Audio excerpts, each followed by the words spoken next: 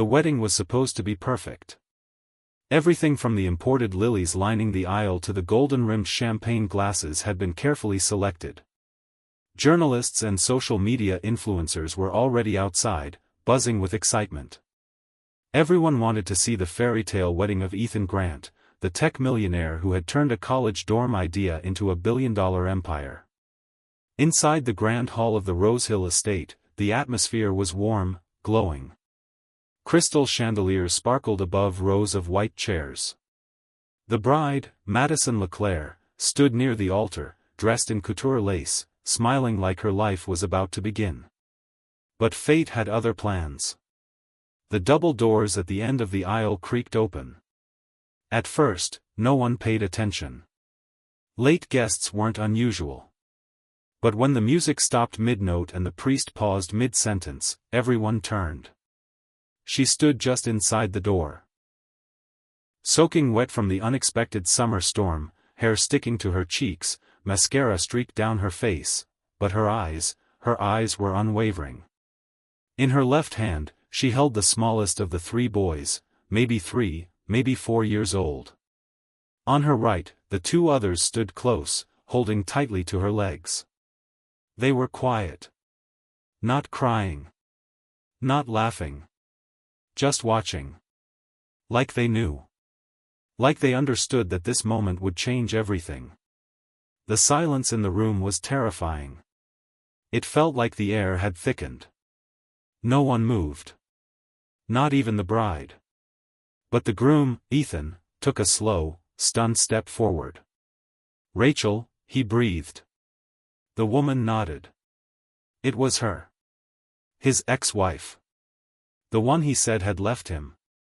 The one he said had walked away without a word. The one no one had heard from in 5 years. And now, here she was. At his wedding. With 3 boys who looked exactly like him. The guests started murmuring. Some whispered behind their hands, others just stared. Madison, the bride, turned slowly toward Ethan, her mouth slightly open in disbelief. Rachel stepped further into the room, each heel clicking softly on the marble floor. She looked tired, thin, but not broken. There was a strange kind of fire in her eyes, the kind of strength only someone who had been through hell could carry. "I wasn't going to come," Rachel said, voice low but clear. "But they deserve to know the truth. Even if it ruins everything." The smallest boy tugged at her dress, then looked up at Ethan. "Mommy, is that him?" he asked.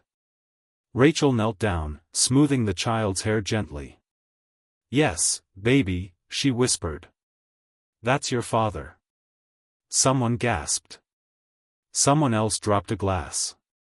A reporter standing near the back immediately texted something into her phone. This wedding was about to become front-page news. Ethan looked like he was trying to breathe but couldn't. His mouth opened, then shut again. His eyes darted between Rachel and the children. This isn't real," he said. "You left. You disappeared. I looked everywhere for you." Rachel stood up. Her jaw clenched. "No. You looked where you wanted to look. Not where I actually was." Now the room was humming with tension. The guests were still, frozen in their seats, caught in a moment they couldn't look away from. Madison finally spoke. "Ethan," she said, her voice trembling. "Who are these children?" He turned to her slowly. I don't know." Rachel stepped forward again. Her voice had lost the softness now. "That's not true. You know. You've always known. You just pretended long enough that maybe you'd forget." Ethan shook his head. "I swear to you, I didn't know about the kids." The boys looked up at him, their faces eerily calm. As if they'd been prepared for this confrontation. As if their mother had told them exactly what would happen. One of them stepped forward. "Mom said you wouldn't recognize us," he said. "She said you were too busy getting rich." A few guests tried to stand, uncertain whether to leave or stay. Then came the crash. A man in a black security uniform burst through the side entrance, chest heaving, rain still dripping from his hat. He held a folder in his hand, crushed and damp, but the papers inside were still visible. He looked at Rachel. Then at Ethan. Then back again. "She shouldn't be here," he said. "That woman, she's listed as deceased." The room exploded in chaos. Some people screamed. Others stood up, trying to process what they had just heard. Rachel didn't flinch. She reached into her bag and pulled out a copy of her own death certificate. "This is what they told me was necessary," she said. "To disappear. To keep the boys safe." Ethan's knees buckled slightly, and he gripped the edge of a nearby chair. "Safe from what?" he asked, barely above a whisper. Rachel's voice dropped, and for the first time, fear flickered across her face. "From your family," she said. "From the people who tried to kill me." Now even the reporters had stopped writing. There was no sound but the distant rumble of thunder outside. Rachel looked directly at Ethan. "You think you built your empire on clean money? You think what your father left you was legit? You have no idea what you inherited, Ethan. But I do. Because I saw it with my own eyes." The guests were no longer just watching a drama. They were watching a crime story unfold in real time. "I thought I could outrun it," Rachel continued. "But I was wrong. They found us last week. That's why I came today. Not for revenge. Not even for the kids. But because we're out of time." "What do you mean?" Ethan asked. She stared at him, eyes full of something deeper than anger. Something close to terror. "They're here," she said. "Someone in this room isn't who they say they are." And just like that, the entire wedding turned into a crime scene. People began looking at one another, suspicious glances thrown like daggers. Even the bride backed away from Ethan, unsure of what, or who, he really was. Rachel looked around the hall, scanning the faces. Then she pointed to someone near the back. "You," she said. "I remember you from 5 years ago." A man in a beige suit froze, then tried to step behind a pillar. The security guard lunged. Screams echoed through the room as the man tried to run, knocking over chairs, ducking under the dessert table, nearly crashing into the string quartet. Rachel picked up her youngest son, shielding him as Ethan ran after the guard and 2 more men joined the chase. But just before they caught him, the man turned around and shouted something that chilled everyone to the bone. "You should have stayed dead, Rachel." Then he was tackled, pinned to the ground. Police sirens could be heard in the distance. Rachel closed her eyes and held her sons close. Ethan stood above the pinned man, shaking with rage and confusion. And somewhere in the crowd, someone whispered, "What the hell kind of wedding is this?"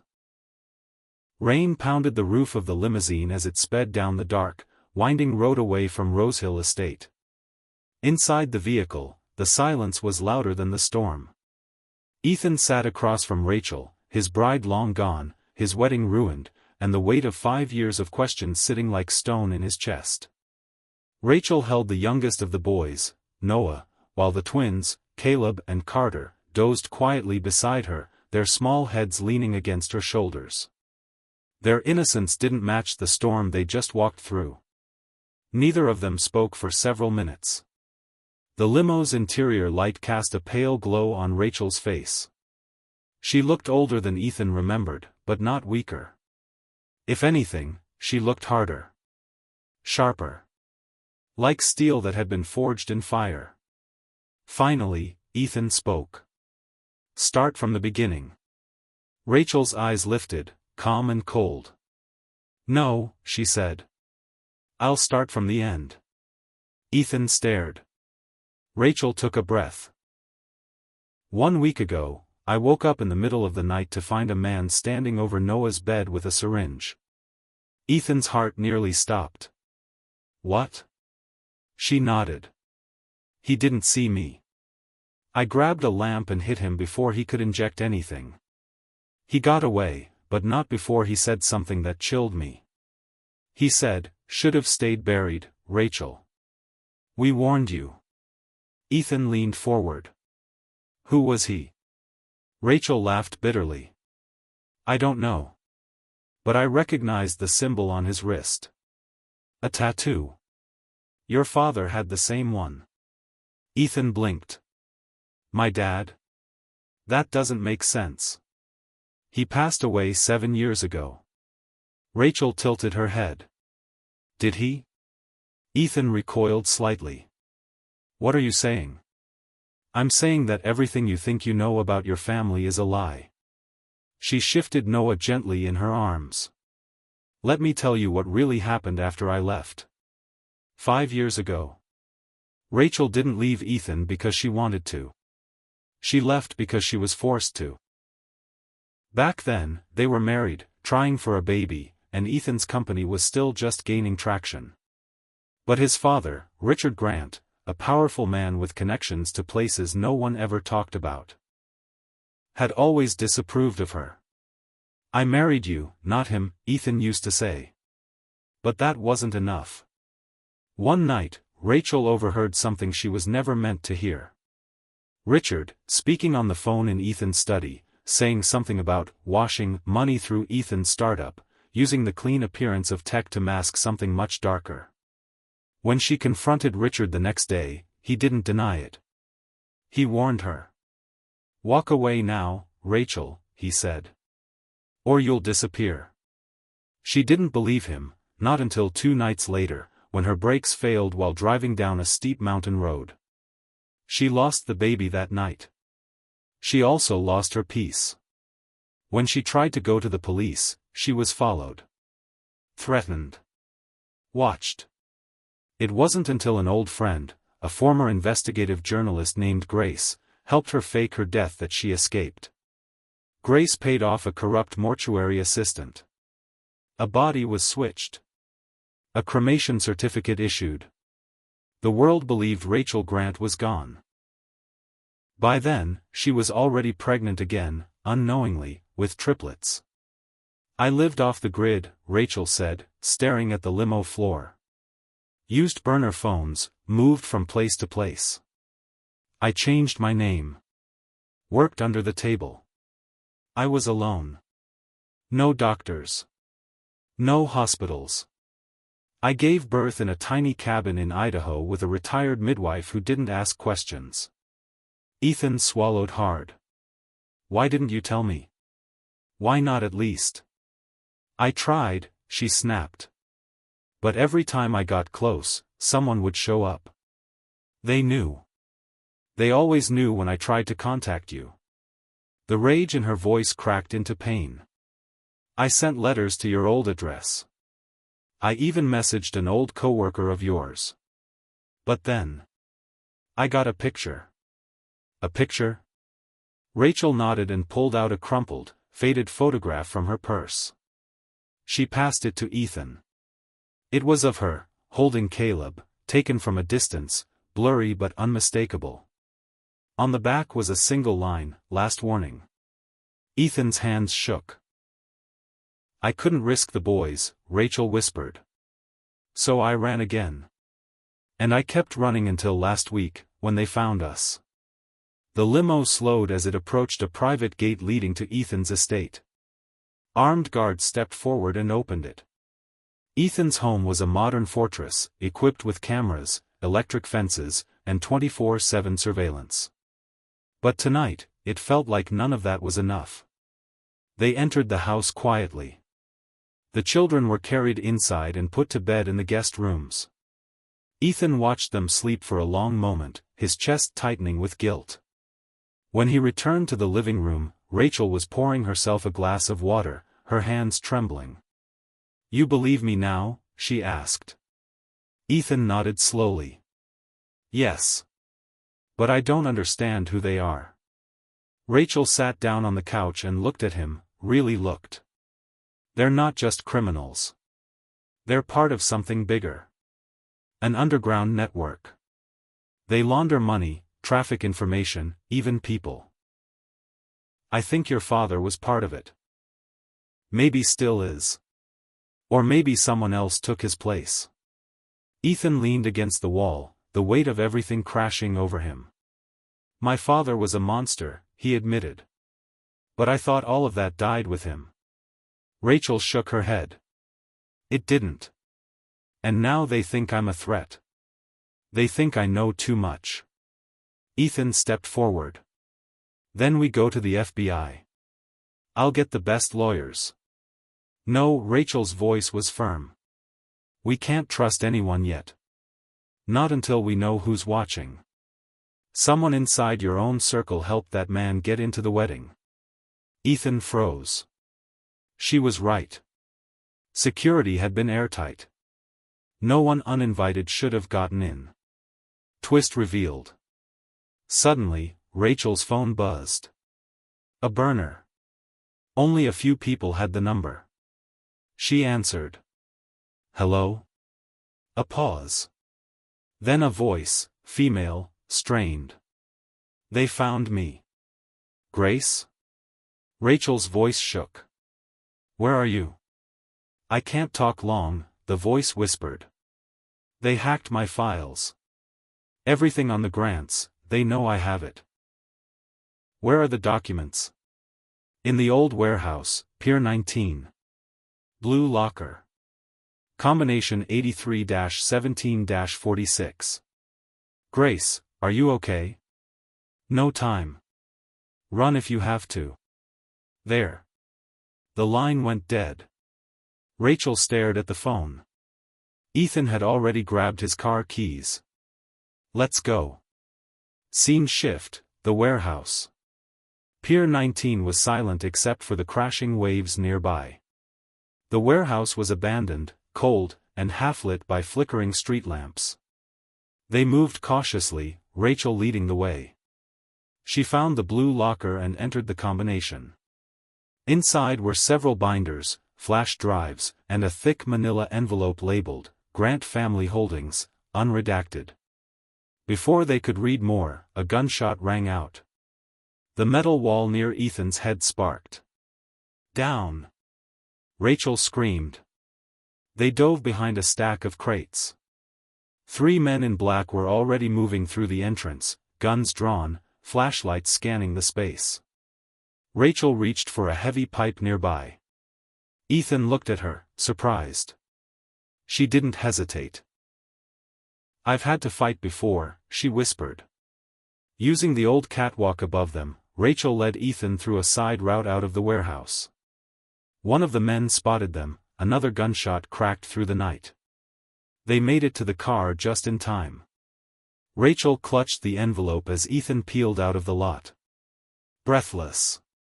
Shaking. Alive. Rachel's hand trembled as she held the hospital report. Ethan leaned in, reading over her shoulder. The page was worn, the edges yellowed. It had come from a storage locker that wasn't supposed to exist, buried in a forgotten part of the city.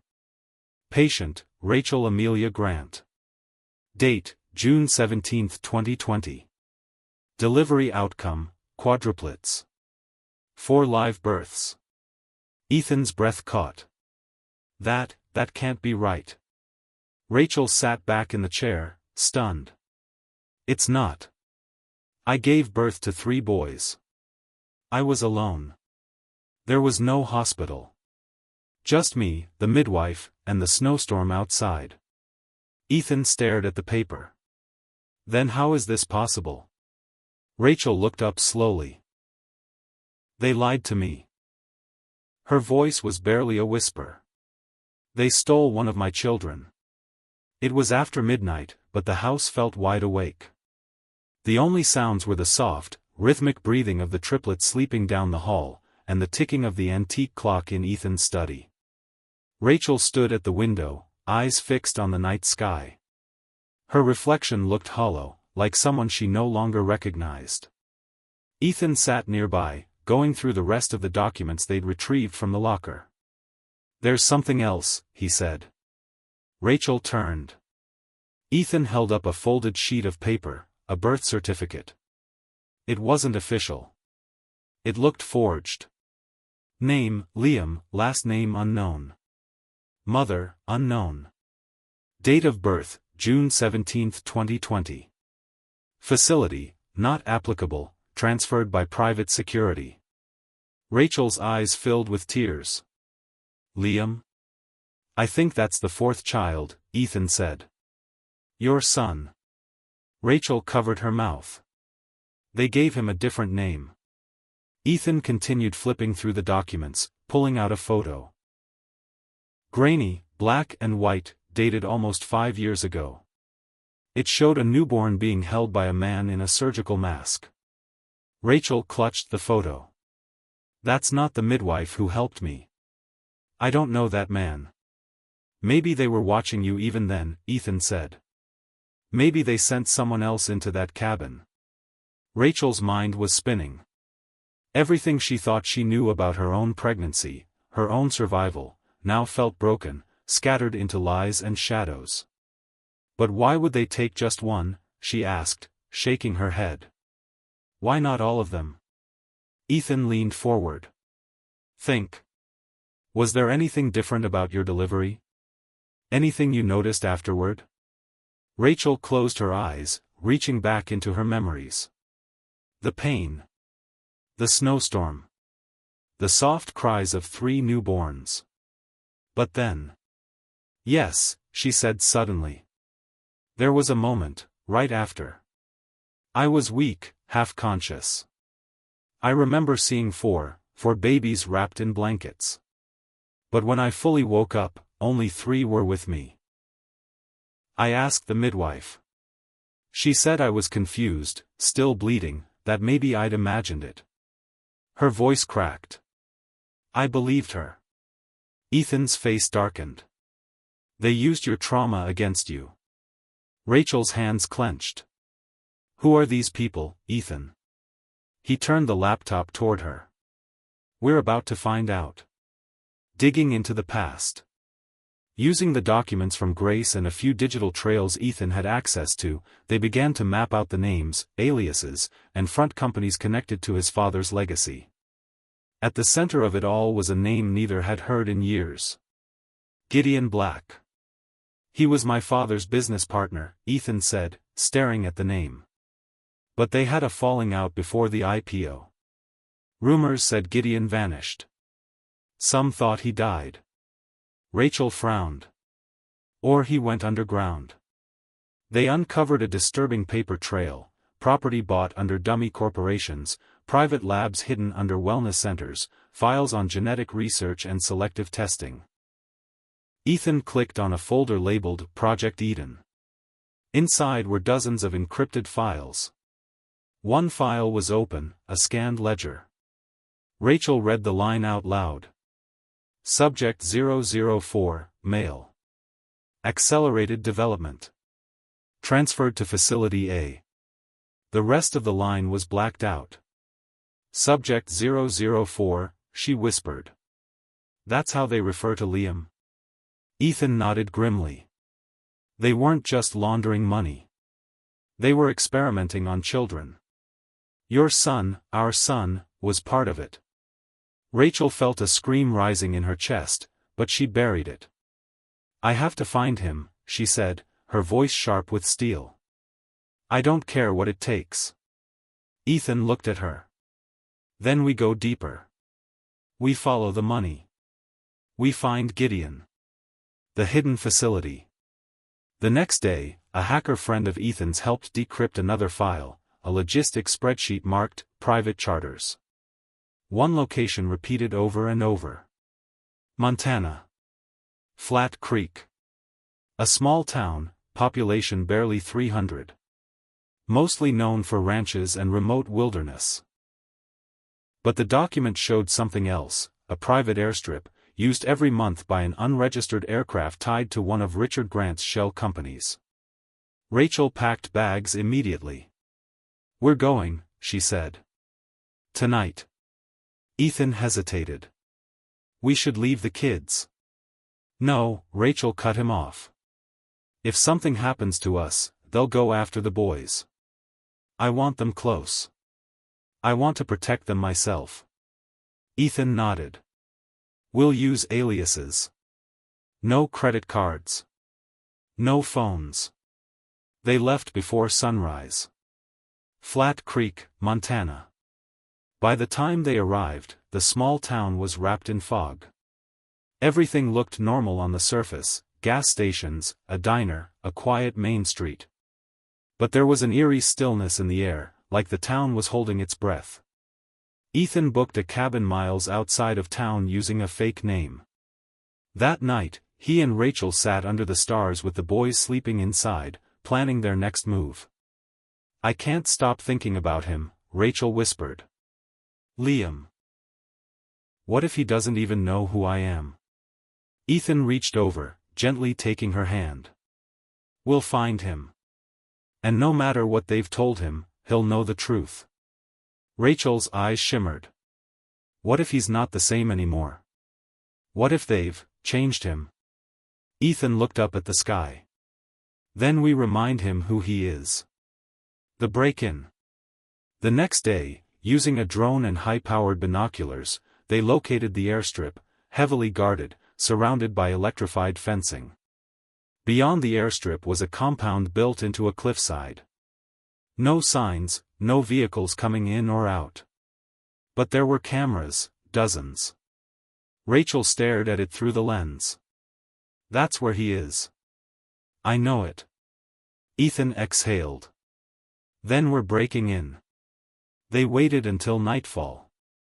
Rachel had been trained by survival. She knew how to move silently, how to hide in the dark, how to watch for patterns. Ethan handled the tech, disabling cameras, jamming signals. They made it to the outer wall, where they discovered a forgotten drainage tunnel. It was tight. Cold. Wet. But it led straight inside. Inside the facility. The moment they entered, the air changed. Sterile. Cold. Clinical. They moved quietly, dodging security patrols and following the faint glow of emergency lights.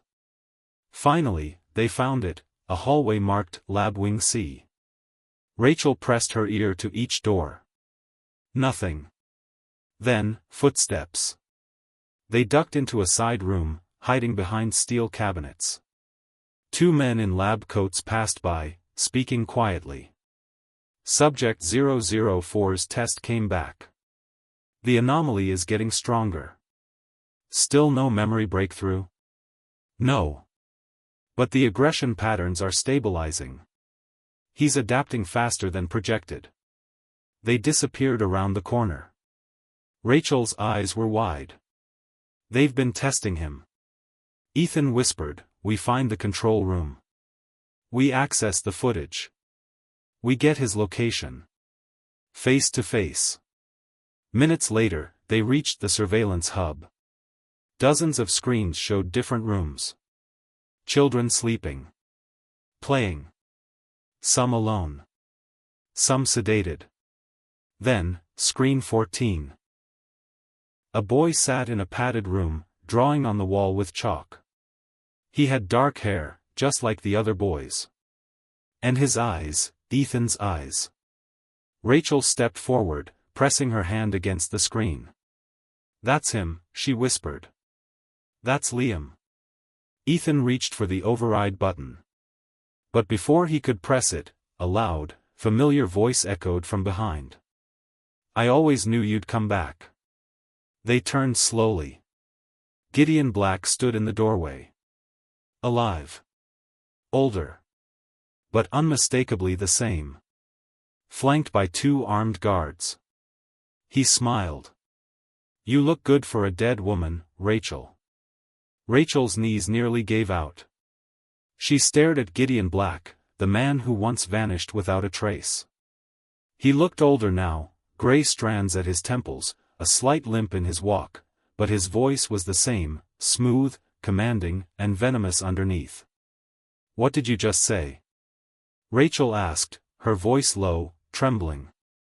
Gideon stepped into the surveillance room, the two armed guards flanking him like shadows. You were never just a mother, Rachel, he said. You were our beginning. Patient zero. The first successful trial in what became Project Eden. Ethan moved protectively in front of her. That's a lie. Gideon smirked. Is it? Do you really think it's a coincidence Rachel survived a pregnancy that should have killed her? That she gave birth to triplets, with zero medical intervention, in a blizzard, and all of them survived? Rachel shook her head. You're twisting things. No, I'm telling you the truth, Gideon said, walking slowly toward the monitors. You think this started with your children? It started with you. He tapped a few keys on the console. A video began playing on the screen, grainy surveillance footage from a hospital room nearly 6 years ago. A younger Rachel was lying in a hospital bed, unconscious. Wires attached to her arms, a monitor beeping in the background. A team of doctors surrounded her, speaking in hushed tones. Ethan stared. What is this? That, Gideon said, is the night we injected her. Rachel's hand flew to her mouth. You never had a natural pregnancy, he continued. Your body wasn't just growing babies, it was adapting. Rewriting itself. That's why your fourth child was different. Liam is the key. But you were the original miracle. No, Rachel whispered. I never went to a hospital. I was living off the grid. Exactly, Gideon interrupted. That's what made it the perfect cover. You were unconscious after a fall, remember? You told the midwife you hit your head near the riverbank. We were already watching you then. She wasn't just a midwife. She worked for us. Rachel stepped back, her head spinning. That winter. The dizziness. The lost time. It had all felt so strange, but she'd brushed it off. They drugged me, she whispered. Gideon nodded. And they gave you something that would change everything. The escape attempt. Ethan moved fast. While Gideon talked, he'd been quietly tapping on his smartwatch, triggering a silent alert to the drone outside the facility. He lunged toward the control panel and smashed the emergency override. The facility's lights flickered, alarms blared, and the hallway outside turned red with flashing warning strobes. Run, he shouted to Rachel. She didn't hesitate. Ethan tackled one of the guards. Rachel bolted down the hallway, turning instinctively toward the room marked 14. Liam, she screamed, slamming her hand against the biometric lock. A voice from the speaker blared, unauthorized access. Behind her, footsteps echoed. Then, a shock. The door slid open. And there he was. A boy of 5, with dark brown eyes and a solemn face, standing calmly in the center of the room. A chalk drawing of a family, 2 adults and 4 children, covered the wall behind him. Liam? Rachel breathed. The boy tilted his head. Do I know you? Her heart broke. Yes, she said, stepping inside. I'm your mother. The boy blinked, confused, then took a step back. They said I didn't have a mother. Tears rolled down Rachel's cheeks. They lied to you, baby. I've been looking for you every day since you were taken. Alarms continued blaring. She turned to run, but the boy didn't follow. I can't leave, he said. They said if I leave, I'll get sick. No, Rachel said firmly, walking to him. You'll get better when you're free. You're strong. Like your brothers. Like me. Brothers, he whispered. Yes. Triplets. Just like you. Liam blinked slowly, as if something was unlocking in his memory. She grabbed his hand. Let's go. Underground tunnels. Ethan met them halfway, a deep cut across his forehead. We don't have long, he said breathlessly. Backup's coming. Rachel clutched Liam's hand tightly. We go out the same way we came in, the tunnel. They sprinted down the corridor, dodging gunfire. Ethan's drone, now fully engaged, dropped smoke bombs near the entrance, giving them cover. They reached the drainage tunnel. Ethan slid in first, then Rachel, pulling Liam down with them. The boy didn't cry. He didn't scream. He just held Rachel's hand tightly, like he'd known her his whole life. They emerged behind the facility, breathless and covered in mud. A getaway vehicle, hidden under camouflage netting, waited in the trees. Rachel turned for one last look at the place where her son had been raised like a lab animal. "We'll burn it down one day," Ethan muttered. "But not today." They drove into the mountains. The awakening. Back in the safe house, Rachel carefully cleaned the wound on Ethan's head. Liam sat silently across from them, wrapped in a blanket, watching her. He looked like a child, but there was something older in his eyes. Something strange. As if he'd seen too much for someone his age. Rachel sat beside him. "Do you remember anything? About me? Your birth?" The boy shook his head. "Just shadows. And dreams. Sometimes I see people with the same face as mine." "Your brothers," she said softly. "You'll meet them soon." "But why did they say I was special?" he asked. Rachel hesitated. Before she could answer, Ethan entered with a tablet. "You need to see this." He'd accessed the final decrypted file from Project Eden. A video appeared, Gideon speaking directly to the camera. "If you're watching this, then Subject 0 has found Subject 004. The experiment is at risk. But what they don't know is that there's a fifth." Rachel froze. "What?" she whispered. Gideon continued. "Subject 005. A silent control. Hidden from even the mother. Raised separately. Different genetic tweaks. If activated, it could trigger the next stage. A stage neither Rachel nor Ethan could survive." The video cut out. Rachel's heart dropped. "Another child?" Ethan nodded grimly. "They used you twice. Once for the triplets, and again. Without your knowledge." She covered her mouth. "That's not possible." But she knew it was. "I don't remember anything," she whispered. "No signs. No birth. How could they?" "They harvested it," Ethan said. "Early. Like an embryo. Raised it in a lab." Rachel's eyes widened. "And now that we've found Liam, they'll send the fifth. The fifth child." 2 days later, they relocated the family to a private safe house in Canada, near a remote lake, accessible only by boat.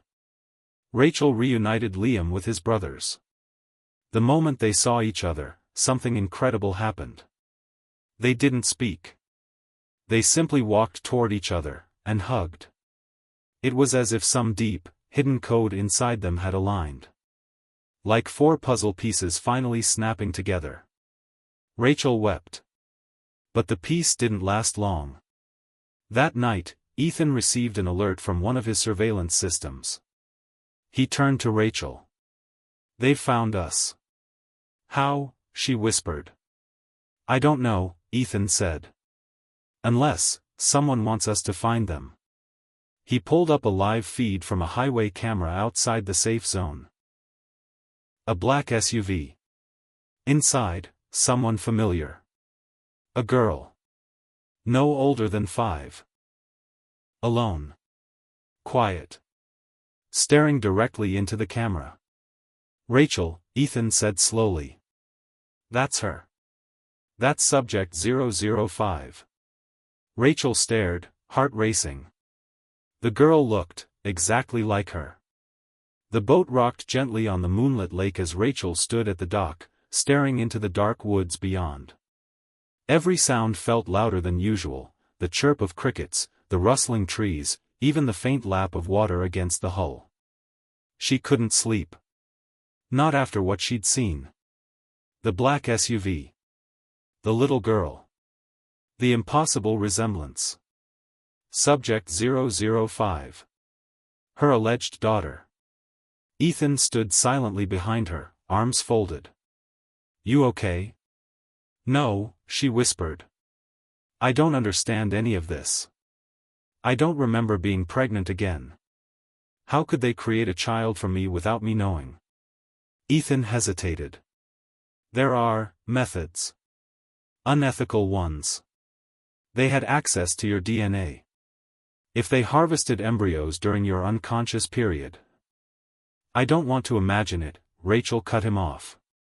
Her hands clenched the railing. "What kind of monsters do that?" He exhaled deeply.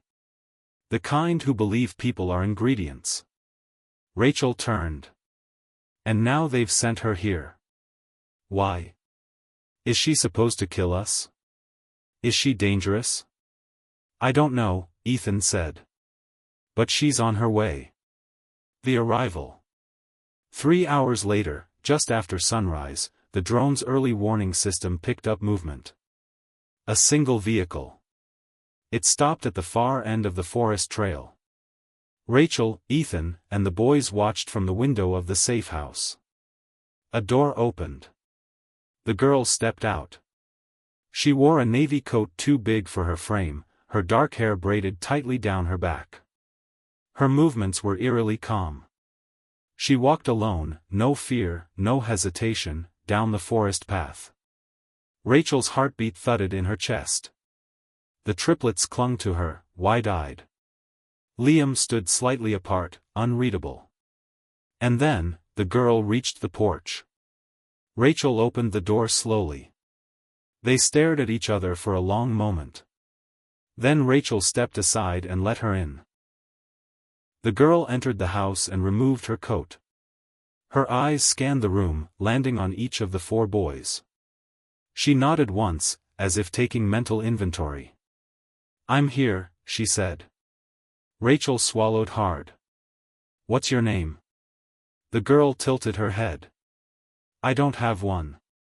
They called me Subject 005. But I picked a name for myself." Rachel's throat tightened. "What is it?" "Hope," the girl replied. "Too calm to be normal." Hope sat on the couch, hands folded in her lap. She wasn't like the other children. Her posture was perfect. Her eyes didn't blink much. She didn't fidget or ask questions. It was like she had been trained to be adult. "How did you find us?" Ethan asked. Hope turned to him slowly. "I was activated 3 days ago. The moment Subject 004 left the facility. I was given coordinates and a single task." "What task?" Rachel asked, almost afraid to hear the answer. Hope's face remained neutral. "To complete the sequence." "What sequence?" Ethan stepped forward. Hope blinked. "The unification. They believed bringing all 5 of us together would trigger the next evolutionary leap." Rachel's breath hitched. "What does that mean? Are you saying they're trying to make you into something else?" Hope nodded. The experiment wasn't just about survival. It was about acceleration. They wanted to create a new kind of human, smarter, stronger, faster. Capable of surviving any collapse. Ethan swore under his breath. Transhumanism. Rachel sat beside Hope, searching her expression. "But you're still a child. Do you feel like one?" Hope paused. "No. I've never played. I've never had a friend. I've never been hugged." Rachel's heart broke again. She reached out and gently touched Hope's shoulder. The girl flinched but didn't pull away. "I'm sorry they did this to you," Rachel whispered. Hope looked up at her. "Do you love me too?" Tears stung Rachel's eyes. "Yes," she said. "Even if I never knew you were mine. I love you." The girl didn't smile. But her shoulders softened. The change begins. That night, the 5 children sat in a circle. Something began to happen. It started with the triplets' eyes glowing faintly under the moonlight, only for a second. Then Liam began to murmur numbers in his sleep. Sequences. Equations. Hope sat awake, watching them. Rachel and Ethan observed from a hidden corner, fear growing in their eyes. "They're sinking," Ethan whispered. "It's not just DNA. It's something deeper. Like they're connecting on a different frequency." Rachel felt a chill. What if bringing them together really does start something? Hope turned to them. "It already has," she said. Memory leak. The next morning, all 4 boys reported vivid dreams, visions of a white room, a circle of light, and voices chanting in a language they didn't understand. Hope confirmed they weren't dreams. "They're inherited memories," she said. "Pieces of the project. Locked deep in our subconscious. Now that we're together, they're leaking out." Rachel paced the room, agitated. "What were they trying to turn you into?" Hope finally looked frightened. "Not what," she said. "Who?" Ethan froze. "Explain." "They based us on someone," Hope whispered. "A woman. A code name. Eris. The first recorded case of psychic transference. She could link minds. She died during testing. They tried to replicate her through children. We're her blueprints." Rachel sat down, stunned. "And if you complete the sequence? We become what she was." Ethan pulled out his tablet and showed Rachel a file labeled, "Eris, terminated." Inside, blurry images of a woman hooked to machines, wires embedded into her spine. In one frame, her eyes glowed. In the next, she was dead. The facility returns. Just as the pieces began to fall into place, the power at the safe house flickered. Ethan grabbed his gun. Rachel grabbed the children. Outside, helicopters thundered over the tree line. Searchlights swept across the lake. They had found them. Again. A voice boomed from a speaker attached to a hovering drone. "Subject 005. Your presence is required. The unification must be completed." Hope stood, expressionless. "They will kill you all if I don't go." Rachel grabbed her hand. "No. You're not property. You're not going back." Hope turned to her. "Then we run." A new power. As they reached the boat, something strange happened. The children stopped. They stood in formation, shoulder to shoulder, staring at the helicopters. Liam raised his hand. A ripple of force exploded outward like a shockwave. The helicopter nearest the shore lost power, crashed into the trees. Rachel stared in disbelief. "What was that?" Hope turned, voice shaking. "It's beginning. Our minds are sinking. We're becoming one." Ethan stared at the kids, pale. "This isn't just survival. This is transformation." Suddenly, all 5 children turned to Rachel at once. "We need to find the origin," they said in perfect unison. Rachel's knees buckled. "What does that mean?" Hope stepped forward. "It means you weren't the start of this, Rachel." Her eyes glowed faintly.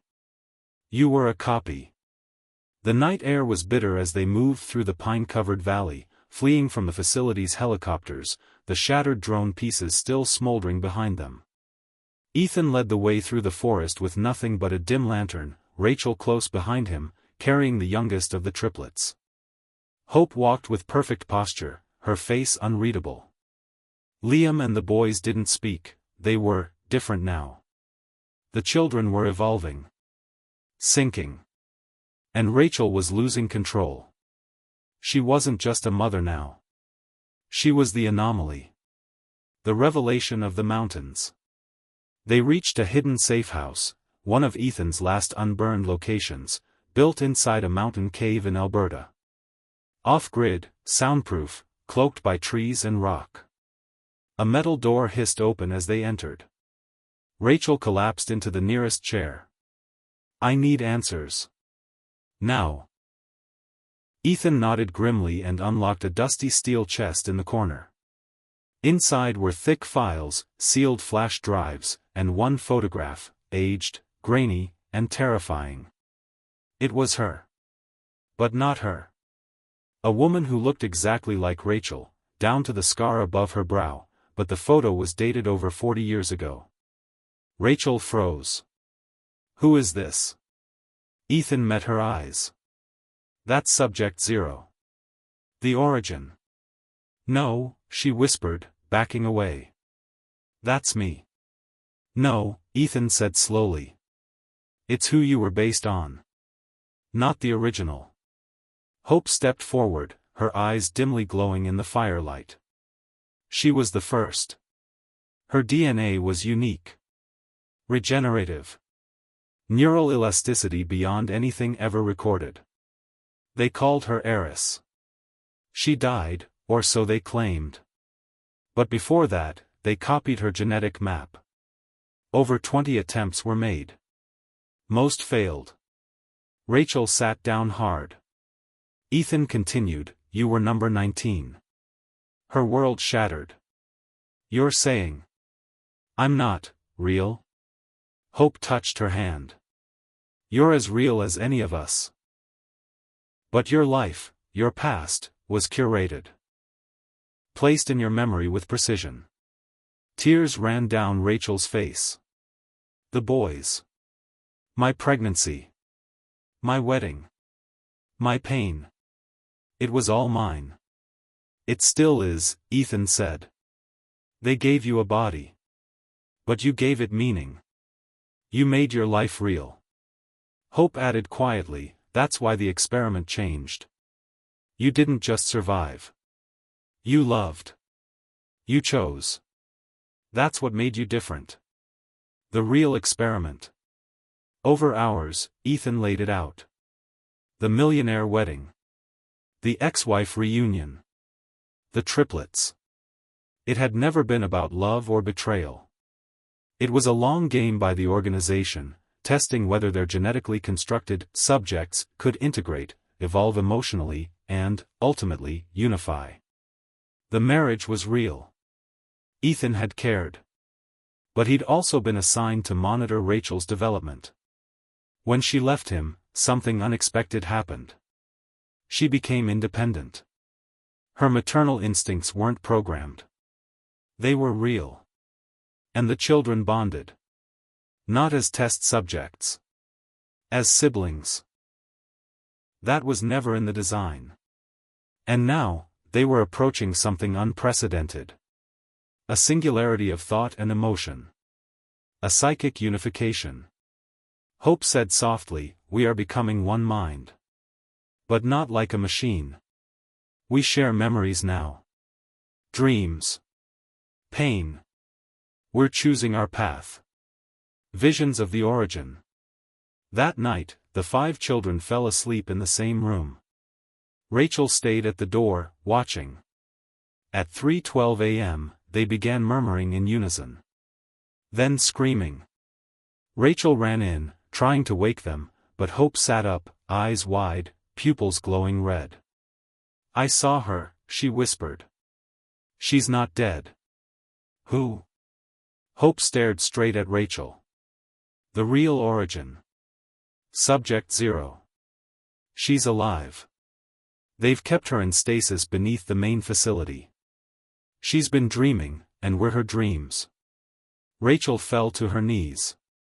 "I need to meet her," she said. "If I was made from her. I need to know why." Infiltration. With nowhere left to run, they decided to go back, to the very place where it all began. The hidden facility buried under the Sierra Nevada mountains. Ethan had blueprints. Rachel had rage. Hope had control over electromagnetic fields now, disabling security systems. The boys moved like a unit, unspoken, predictive, synchronized. They weren't children anymore. They were evolution. Inside the facility, the air was sterile and humming. Screens flickered on, recognizing retinal patterns. Sirens briefly wailed, then died. Deep underground, they found it. A single chamber. Frozen. Protected by reinforced glass and digital locks. Inside, a woman floated in suspended animation. Rachel stepped up to the glass. Her face stared back at her. But older. Colder. Still alive. Confrontation with the origin. The system unlocked. Gas hissed. Lights dimmed. The pod opened. The woman fell forward, breathing raggedly. She looked at Rachel, disoriented, and then smiled bitterly. They finally sent one of you. Rachel stepped back. You're me.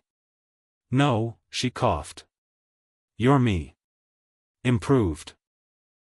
Polished. But you're still a cage. Rachel knelt. What did they want from you? The origin blinked slowly. Everything. My mind. My memories. My love. But I refused. I wouldn't give them control. So they froze me. Hope stepped in, expression blank. You've been speaking to us, she said. Through our dreams. The origin nodded. You're pieces of me. Every one of you. But you were never supposed to unite. Why? Rachel asked.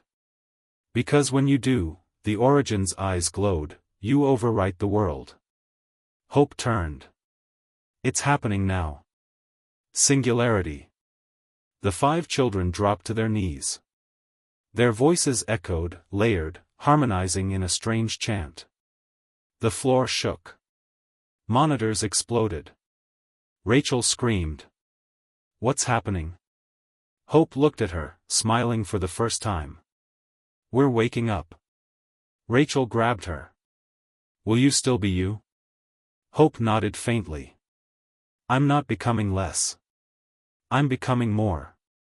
The triplets stood up, now eerily calm. Liam's voice was deep and older. We can see time. Rachel clutched Ethan. What do we do?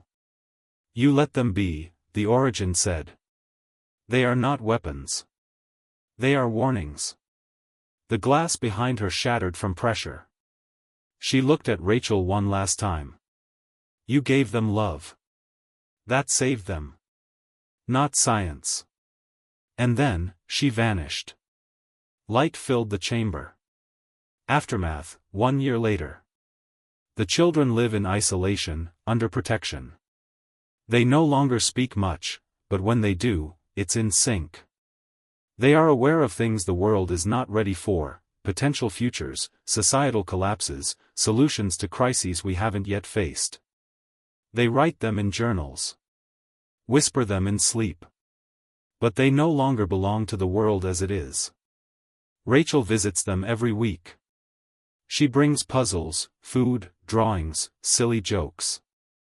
She treats them not as creations, but as children. And sometimes, just sometimes, they laugh. That's when she knows they're still hers. Final message, a lesson in identity and love. Rachel now works with a covert humanitarian group. She tells the story in fragments, never all at once. But she ends every speech with the same line. You are not where you came from. You are what you choose. And love, especially the kind that's earned, is stronger than science. Because she knows now. She may have been made. But she was never fake. And her children? They're not evolution. They're proof. That the heart is the one thing no lab can replicate.